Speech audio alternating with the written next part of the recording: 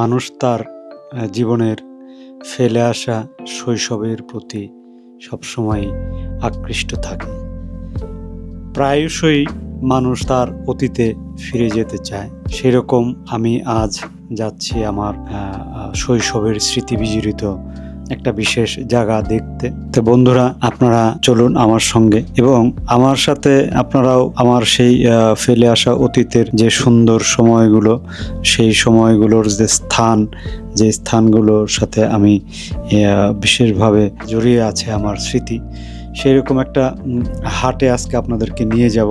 এবং হাটটা একটা নদীর পাড়েই অবস্থিত, যেই নদীতে এক সময় প্রচণ্ড স্রোত ছিল, প্রচুর পানি থাকতো এই নদীতে এবং সেই নদীর গভীরতাও ছিল প্রচুর। এবং আমি নিজে সেই নদীতে ইলিশ মাছ ধরতে দেখেছি। সেই নদী বহু বছর সেখানে যাওয়া হয় না, প্রায় 30 বছর হবে। তো সেই জায়গায় আজকে আমরা যাব। তো চলুন সেই ফেলে আসা জায়গাটাকে, সেই নদীকে আবার দেখে আসি কেমন আছে আমাদের বাল্যকালের সেই নদী। দর্শক বন্ধুরা, আমি এখন রয়েছি মানিকগঞ্জ সদর থানার বালিরটেক একটা বাজার।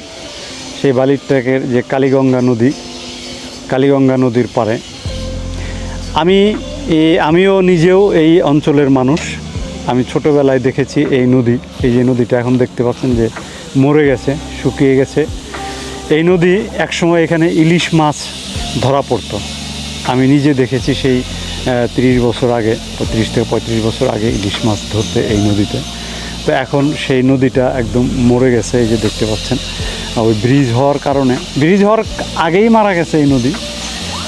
বিভিন্ন নদীর উৎস মুখগুলো বন্ধ হয়ে যাওয়ার কারণে, আগের মতো আর পানির উৎস না থাকার কারণে চর জেগে নদী বন্ধ হয়ে গেছে।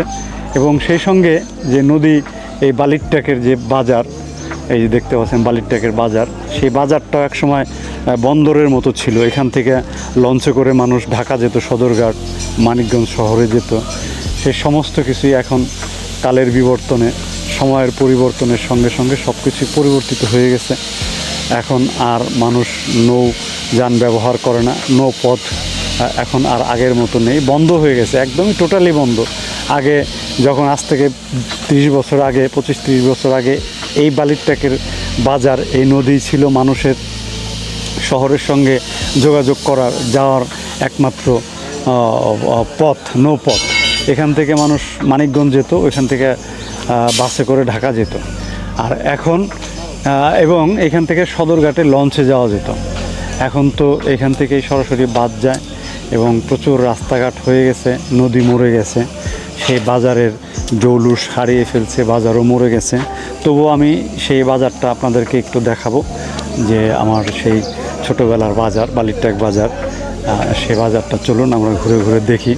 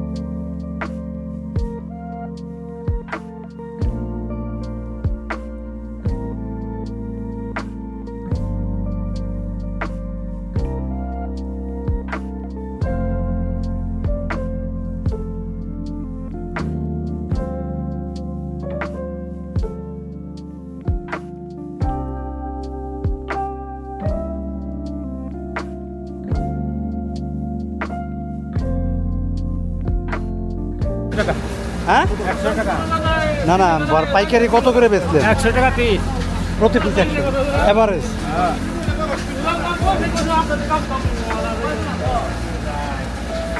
প্রতি পিস 100 টাকা করে এভারেজ, পার পিস 100। হ্যাঁ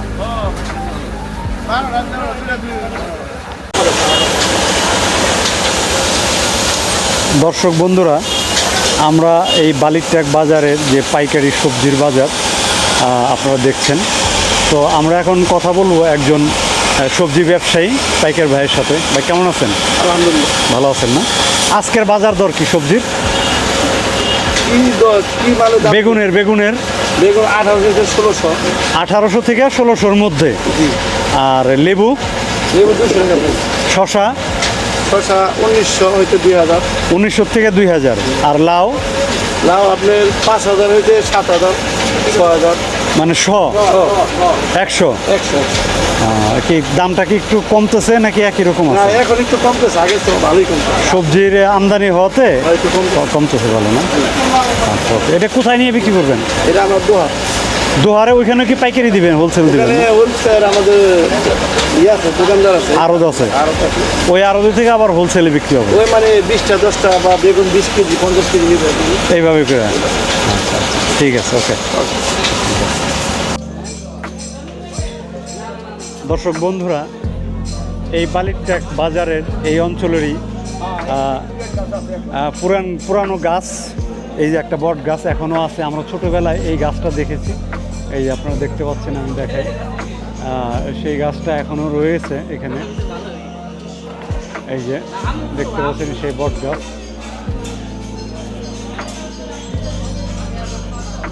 এই যে দেখুন, পুরো বাজার জুড়ে রয়েছে বটবৃক্ষের যে ছায়া, যে কথা প্রচলিত, সেই গাছ দেখুন কত ঝাপড়ানো, পুরানো আমলের সেই বট গাছ। হ্যাঁ, সেই বট গাছ এখনো রয়েছে।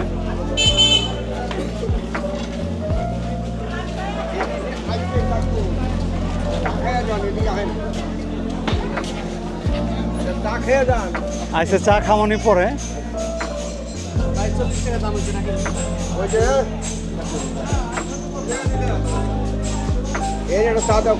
পরে পরে আর কি, পরে কাজ শেষ করে নেই, পরে খামানি আপনার সাথে কথা কমু।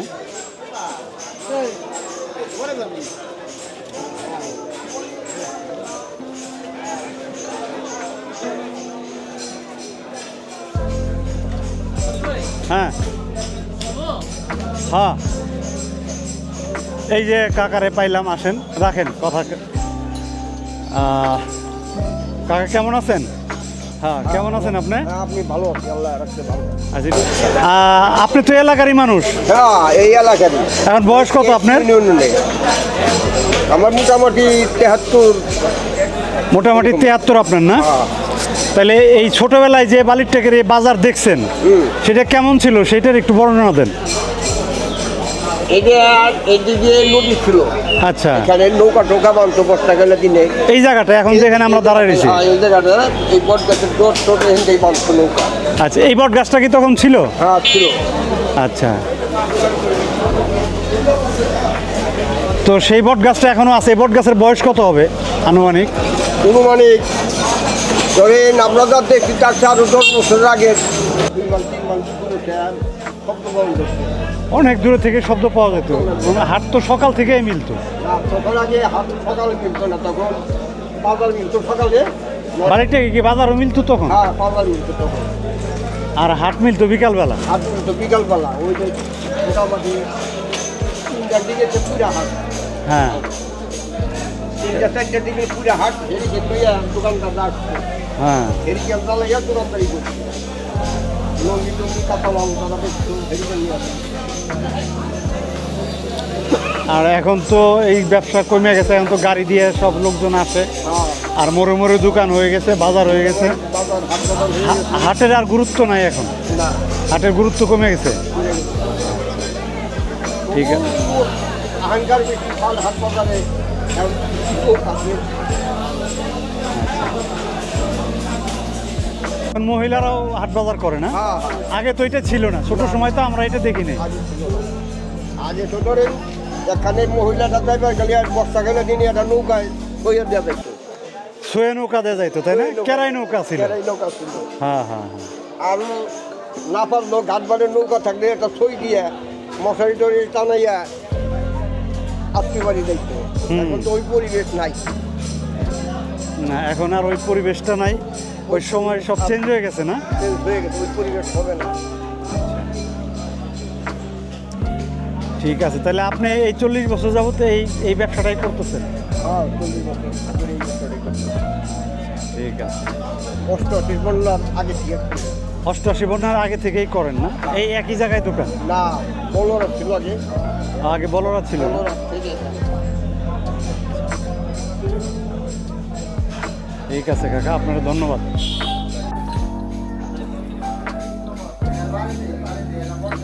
ও, ঘোড়ার কথা তো কইলেন না, আগে তো ঘোড়া দিয়ে মাল টাল নিয়ে আনা হইতো, তাই না? 100 ঘোড়া তো এদিকে বাঁধাই থাকে। 100 ঘোড়া বান্ধাই থাকতো না? হ্যাঁ হ্যাঁ, ঘোড়ার কথা তো ভুলে গেছি। দেখছি যে ঘোড়াই করে মাল না, আমাদের বাড়িতে তো ঘোড়াও তো দেখতাম যে কোনো কিছু কিনলে। বলে নৌকা থাকতো, তারপরে যে হালকান নিয়ে বড় বড় নৌকা হইনা এগুলা থাকতো। হ্যাঁ,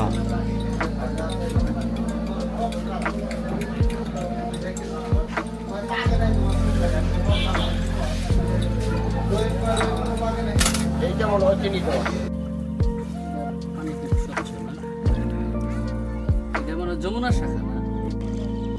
টাঙ্গিলা পাগল রে টাঙ্গিলা পাগল পদ্মার শাখা হচ্ছে পানি। বালির ট্যাক এই পার থেকে আমরা ওই পারের নাম তো শানবান্ধা না? আমরা শানবান্ধা যাচ্ছি বালির ট্যাক থেকে।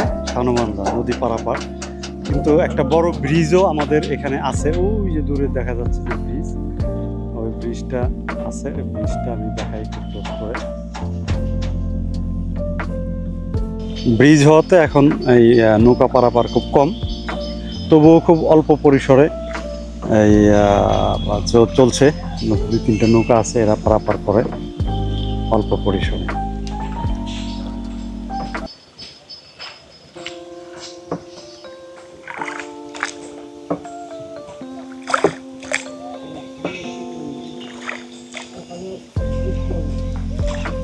কত করে নেন একজনের? 5 টাকা করে না? সকাল থেকে শুরু করেন? বা কয়টা নৌকা আছে এখানে? 4টা। তাতে কি পোষায়?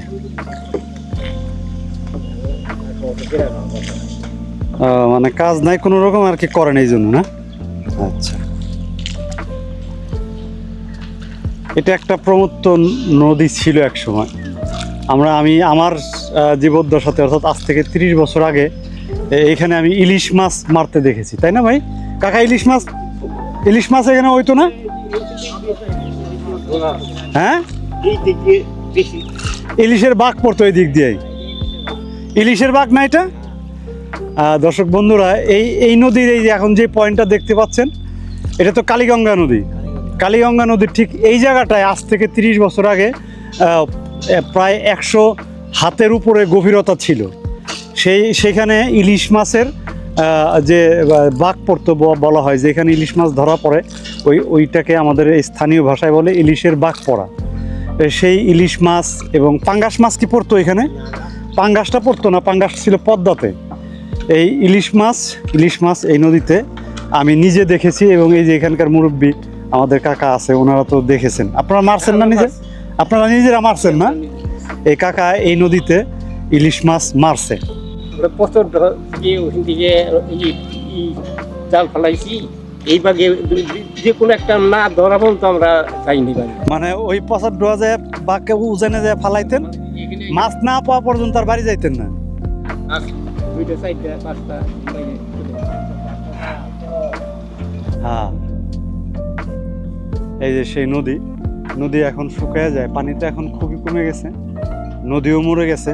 বাংলাদেশের সব নদীকে আসলে মেরে ফেলা হয়েছে। আমরা আমাদের লোভের কারণে লোভের অস্ত্র দিয়ে এই যে নদীমাতৃক বাংলাদেশ, সেই দেশকে নদীকে আমরা সম্পূর্ণ হত্যা করেছি।